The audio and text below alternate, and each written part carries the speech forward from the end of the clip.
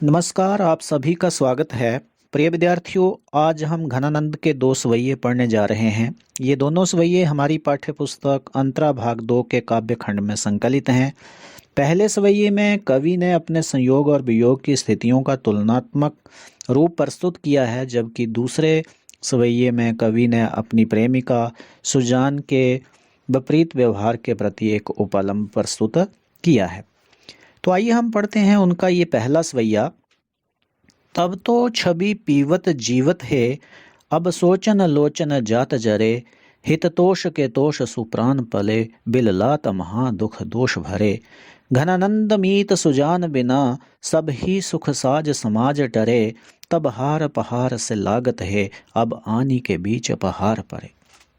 आइए पहले शब्दों के अर्थ देखते हैं। छवि पीबत का अर्थ है सुजान के रूप सौंदर्य का पान करते हुए। छवि पीना का अर्थ है सौंदर्य का मुखमंडल का रूप निहारना, उसका पान करना। जीवत है, जीवित रहते थे। अब सोचन लोचन जात जरे।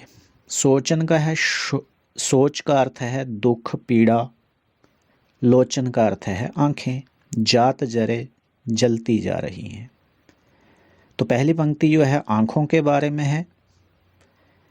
दूसरा है हित तोष के तोष सु प्राण पले। अब प्राणों की बात। हित तोष का अर्थ है प्रियतमा और तोष का अर्थ है आनंद। प्राण पले, प्राण पलते थे। बिललात महा दुख दोष भरे। बिललात में व्याकुल हो रहे हैं, तड़फ रहे हैं। महादुख, बहुत ज़्यादा दुख से व्यथित होकर, दोष भरे। घनानंद कवि का नाम आ गया। मीत सुजान बिना। मीत का है मित्र, प्रियतम। सुजान प्रेमिका का नाम है। घनानंद की प्रेमिका सुजान के बिना सब ही सुख साज समाज टरे। सब तरह के सुख, साज सजावट, सौंदर्य और समाज टरे में टल गया है, हट गया है, दूर हो गया है। तब हार पहाड़ से लागत है। तब की स्थिति है जब संयोग का समय था। हार पहाड़ से लागत है। हार गले में पहना जाने वाला हार, और पहाड़ का अर्थ है पहाड़ जैसे लगते थे। और अब जो वियोग की स्थिति है, आनी के बीच पहाड़ पड़े। आनी के बिन आकर के बीच, हम दोनों के बीच पहाड़ पड़े, पहाड़ ही आ पड़े हैं। तो ये कौन से पहाड़ हैं? दूरियों के पहाड़ जो है बीच में पड़े हुए हैं। तो आइए हम इसकी थोड़ी व्याख्या देख लेते हैं। जैसा मैंने कहा था कि इस छंद में कवि ने अपने संयोग और वियोग स्थितियों की तुलनात्मक स्थिति को चित्रित किया है। तो एक समय जो है संयोग का था और एक समय अब वियोग का है। तो जो संयोग का समय था वो तब से कवि ने व्यक्त किया है, और जो वियोग का समय है उसे अब से कहा है। तो तुलनात्मक स्थिति प्रस्तुत करते हुए घनानंद कहते हैं कि एक संयोग का वह समय था जब मेरी ये आंखें सुजान के रूप सौंदर्य का पान करके जीवित होती थी, आनंद मनाती थी, जीवित रहती थी। अब वही आंखें जब वियोग की स्थिति है, सुजान पास नहीं है, तो ये आंखें उसके बारे में सोच सोच कर व्यथित होकर, इन आंखें जो हैं इनमें एक जलन बनी रहती है, ये जलती रहती हैं, दुखी होती रहती हैं। इसी तरह से मेरे प्राणों की स्थिति है। एक समय था जब सुजान साथ हुआ करती थी, तो उसके आनंद में ही मेरे प्राणों को आनंद मिला करता था। लेकिन आज मेरे प्राण उसके वियोग में, उसके दुख में बुरी तरह से व्याकुल हो गए हैं।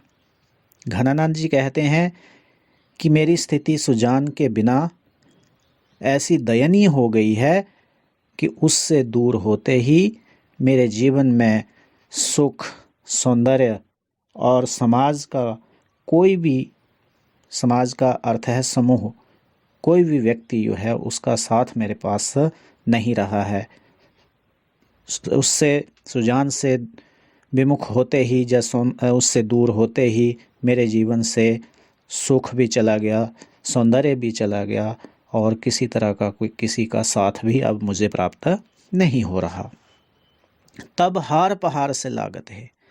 संयोग की स्थिति में छोटी सी अड़चन, छोटी सी दूरी भी सहन नहीं होती थी। नायिका के गले का हार भी पहाड़ जैसा लगता था, जैसे मान लो ये हार भी उन दोनों के बीच दूरियों की तरह पहाड़ बन गया है। लेकिन अब जब वियोग की स्थिति आई है तो अब तो हालत ऐसी हो गई है कि अब तो सचमुच के ही दोनों के बीच पहाड़ ही पैदा हो गए हैं। अर्थात दोनों के बीच इतनी दूरी आ गई है कि अब उस दूरी को तो पार करना भी जैसे संभव नहीं लग रहा। तो बीच में पहाड़ आ जाना का अर्थ है बहुत गहरी दूरी, बहुत ज़्यादा दूरी बन जाना जिसे पार करना संभव ना लगता हो। तो ये था संयोग और वियोग स्थितियों की दोनों की तुलना। आइए अब हम इसका काव्य सौंदर्य देख लेते हैं। तो सबसे पहले तो आप इसका भाव लिख सकते हो। पहला बिंदु यही लिख सकते हैं कि कवि ने यहाँ संयोग और वियोग दोनों स्थितियों का तुलनात्मक रूप प्रस्तुत किया है। अब हम इसमें कुछ अलंकार देखते हैं। सबसे आसान अलंकार जो है वो अनुप्रास रहेगा, उसे आप आसानी से ढूंढ भी सकते हो। जैसे आप इस पंक्ति में देखिए, बड़ा सुंदर अनुप्रास का रूप जो है यहाँ देखा है, सभी सुख साज समाज। तो इसमें स वर्ण जो है उसकी आवृत्ति हो रही है और इस तरह से ये अनुप्रास अलंकार है। इसी तरह से अगर आप हार पहाड़ देखें तो इसमें पद भंग यमक अलंकार है, क्योंकि हार जो है गले में पहना जाता है और पहाड़ जो है पहाड़ के लिए आया है, और एक पद जो है भंग है, उसमें प नहीं है। तो ये दो शब्द एक जैसे मिलते जुलते आ रहे हैं। एक पद को छोड़ दिया जाए, एक जैसे प नहीं है, तो इस तरह के जो शब्द प्रयोग होते हैं इनमें पद भंग यमक अलंकार हम लेते हैं। इसी तरह से अगर इसी को दोबारा से देख लें, हार पहाड़ से, कि हार पहाड़ की तरह लगते थे, तब जो है ये उपमा अलंकार भी बन जाता है। तो इस तरह से हमने देखा इस सवैये में कवि ने अनुप्रास, उपमा और यमक अलंकार जो है उसका प्रयोग किया है। अब जहाँ तक बात रस की करें तो आप सीधा लिख सकते हो ये श्रृंगार रस का प्रयोग इस सवैये में हुआ है। और छंद जो है ये सवैया छंद है, इस सवैया छंद का कवि ने यहाँ प्रयोग किया है। और फिर अब भाषा की बात करो तो आप लिख सकते हो कि इसकी भाषा ब्रज है। आइए हम दूसरा सवैया पढ़ते हैं।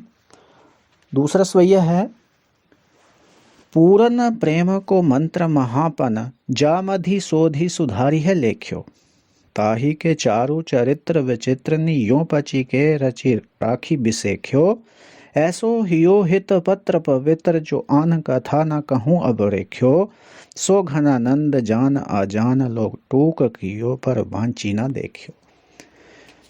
शब्दार्थ देख लेते हैं। पूरन का अर्थ है पूर्ण, पूरी तरह से। प्रेम को मंत्र, प्रेम का ही मंत्र था, प्रेम की ही बात थी। महापन जामधि, महापन बहुत सोच विचार कर, बड़े ही धैर्य के साथ मैंने पूरी तरह से प्रेम की ही बात की थी। यामधि मीन जिसके बीच, सोधि मीन बड़ी शुद्धता से अपनी गलतियां सुधार करके लिखा था। ताही के चारु चरित्र विचित्रनी, ताही के मीन उसी के, चारु का अर्थ होता है सुंदर, चरित्र और विचित्र का अर्थ है अनोखा। जो पची के अर्थ होता है मत्था पची करके, बड़ा सोच विचार करने के बाद। रची राखी, रचा था, रच के रखा था, विशेख्या विशेष रूप से। ऐसो हियो हित पत्र, ऐसा हृदय से निकला हुआ, हित पत्र प्रेम पत्र। पवित्र, जो इतना पवित्र था कि आन कथा ना कहूँ अब रेख्यो, कि इसमें प्रेम के अतिरिक्त, सुजान के अतिरिक्त कोई दूसरी कथा कहीं भी नहीं लिखी गई थी, कोई उल्लेख नहीं था। सो घनानंद, सो उसे ही घनानंद जी कहते हैं, जानने सुजान ने, अजान मतलब जानबूझ करके, जब बिना जाने पहचाने ही, टूक कियो टुकड़े कर दिया, पर बांची ना देखियो, बांची का अर्थ है पढ़कर, ना देखियो नहीं देखा। तो इसमें घनानंद ने अपनी प्रेमिका सुजान के प्रति एक उपालंब व्यक्त किया है, उसकी बेरुखी का यहाँ चित्रण किया है। घनानंद ने अपनी प्रेमिका सुजान को एक प्रेम पत्र लिखा और उसके पास भेजा, लेकिन अफसोस इस बात का कि घनानंद जो कहते हैं कि सुजान ने उसके पत्र की ओर नज़र उठा तक नहीं देखा, पढ़ा तक नहीं और बिना पढ़े ही उसे फाड़ दिया। तो उसका ये विचित्र व्यवहार उसे व्यथित कर रहा है और वो कह रहे हैं कि पूर्ण प्रेम को मंत्र महापन जा मधि शोधि सुधारी है लेख्यो। मेरा ये जो पत्र था, इसके बीच मैंने बड़े यत्न के साथ, बड़े सोच विचार करके, अपने आप में अनेकों बार सुधार करके केवल और केवल सच्चे प्रेम की बात ही तो लिखी थी। तो इस प्रेम पत्र में क्या लिखा था? बड़े ही सोच विचार करके हृदय से निकले हुए उस प्रेम भाव का चित्रण ही तो किया था। ताही के चारु चरित्र विचित्रनी। और फिर बड़े ही विचार विमर्श करने के बाद, बड़ा सोच विचार करने के बाद इस पत्र में कवि ने अपनी प्रेमिका सुजान के सुंदर स्वरूप का चित्रण ही तो किया था। ऐसो ह्यो हित पत्र पवित्र, हृदय से निकला हुआ एक एक भाव जो पवित्र था, उस पवित्र भाव से भरा हुआ ये मेरा प्रेम पत्र जो है, इसमें मैंने इन दो चीज़ों के अतिरिक्त तो कुछ लिखा ही नहीं था।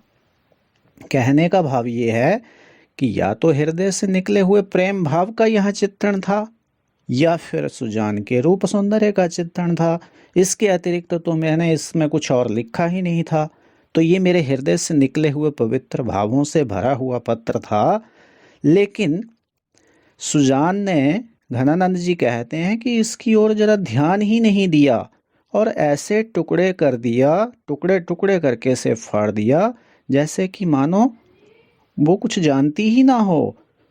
और घनानंद को दुख इस बात का है कि इस प्रेम पत्र को उसने एक बार भी पढ़कर नहीं देखा और बिना पढ़े ही इसे फाड़ दिया, इसके टुकड़े टुकड़े कर दिए। तो ये भाव जो है कवि को व्यथित कर रहा है। ये इसी बात का जो है कवि जो है सुजान के प्रति उपालंब भी व्यक्त कर रहे हैं। तो ये था दूसरा स्वैया।